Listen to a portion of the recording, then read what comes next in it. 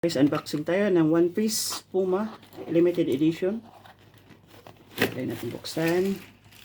Ito, may cover up po siya ng One Piece Puma limited edition 2004. Kaya may band po siya ng gold for One Piece. At saka itong isa. Ito pong shoes na to kay Blackbird. Tingnan natin, hanapin ito si Blackbird. Ito po dito may Puma at saka yung isa dito is logo ni Blackbird. Andito. Yan, ito ang logo ni Blackbird. At saka is nice po yung niya, quality niya. Yan. Ito po yung ni Blackbird. Yung logo niya. At saka ito po si Blackbird sa loob. Check natin.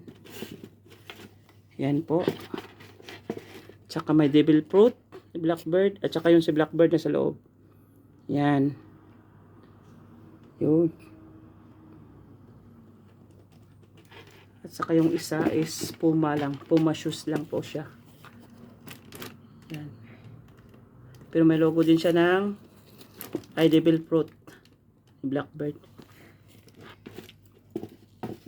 Yan. Ito na po yung Puma Suede ng One Piece.